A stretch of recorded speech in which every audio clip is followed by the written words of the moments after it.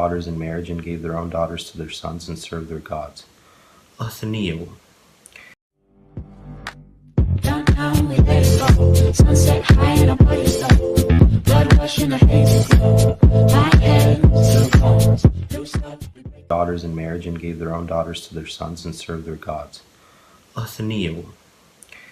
The Israelites did evil in the eyes of the Lord. They forgot the Lord their God and served the Baals and the Asherahs.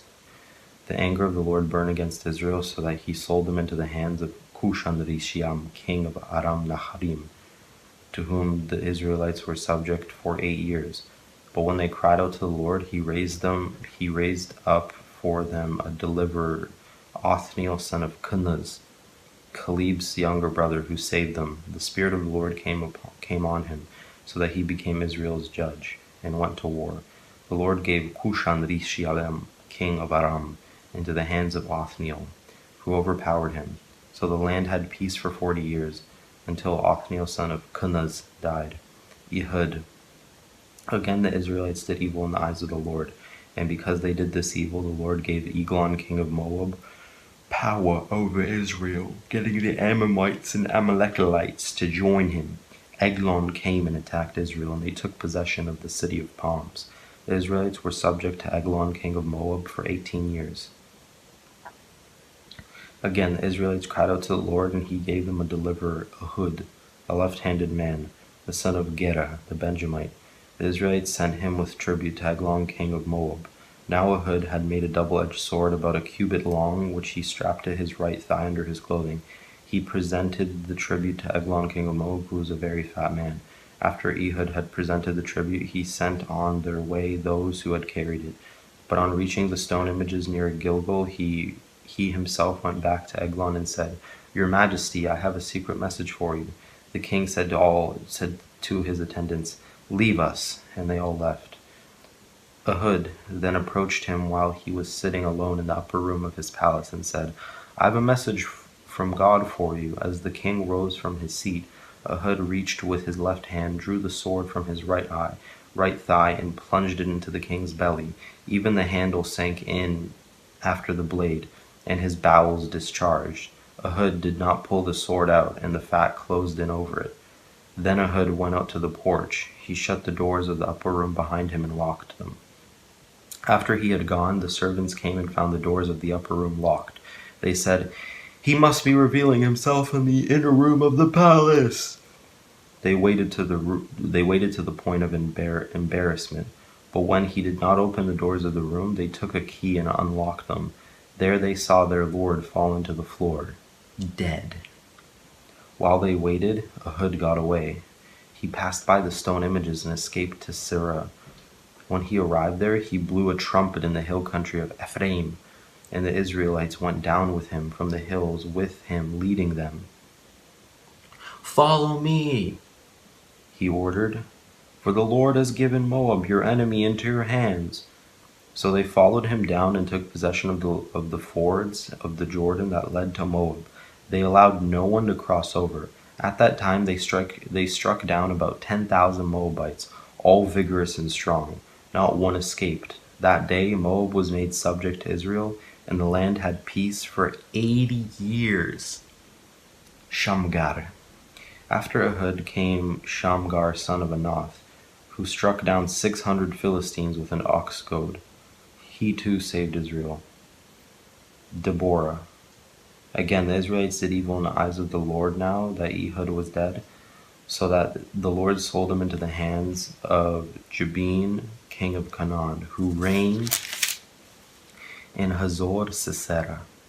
The commander of his army was based in Harosheth Hagoyim. Because he had 900 chariots fitted with iron and had cruelly oppressed the Israelites for 20 years, they cried to the Lord for help. Now Deborah, a prophet, the wife of Lepidoth, was leading Israel at that time. She held court under the palm of Deborah between Ramah and Bethel in the hill country of Ephraim. And the Israelites went up to her and to have their disputes decided. She went for Barak, son of Abinum, from Kadesh in Naphtali, and said to him,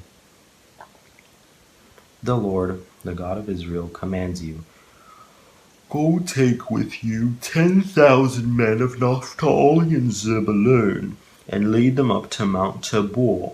I will lead Sisera, the commander of Jabin's army, with his chariots and his troops to the Kishon River, and give him into your hands.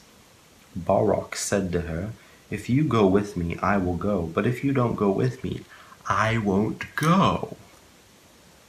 Certainly I will go with you, said Deborah, but because of the course you are taking, the honor will not be yours, for the Lord will deliver Sisera into the hands of a woman. So Deborah went with Barak to Kadesh. There Barak summoned Zebulun and Naphtali, and 10,000 men went up under his command. Deborah also went up with him. Now Heber the Kenite had left the other Kenites, the descendants of Hobab, Moses' brother-in-law, and pitched his tent by the great tree in Zanim, near Kadesh. When they told Sisera that Barak son of Abinoam had gone up to Mount Tabor, Sisera summoned from Harosheth Hagoyim to the Kishon River all his men and his 900 chariots fitted with iron. Then Deborah said to Barak, Go! This is the day the Lord has given Sisera into your hands. Has not the Lord gone ahead of you? So Barak went down to Mount Tabor with 10,000 men following him at Barak's advance. The Lord routed Sisera and all his chariots and army by the sword, and Sisera got down from his chariot and fled on foot. Barak pursued the chariots as far as Harosheth Hagoyim, and all Sisera's troops fell by the sword. Not a man was left. Sisera, meanwhile, fled on foot to the tent of Jalil, the wife of Heber the Kenite, because there was an alliance between Jabin king of Hazor and the family of Heber the Kenite. Jael, or Jalil, went out to meet Sisera and said to him, Come, my lord, right in, do not be afraid. So he entered her tent, and she covered him with a blanket. I'm thirsty, he said. Please give me some water. She opened a skin of milk and gave him a drink, and covered him up.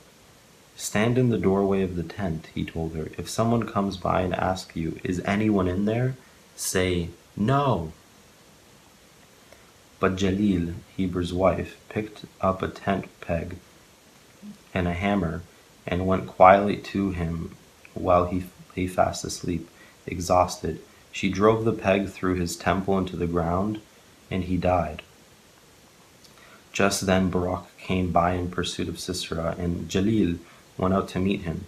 Come, she said, I will show you the man you're looking for. So he went in with her and laid Sisera with a tent peg through his temple, dead. On that day God subdued Jabin king of Canaan before the Israelites, and the hand of the Israelites pressed harder and harder against Jabin king of Canaan until they destroyed him. The Song of Deborah.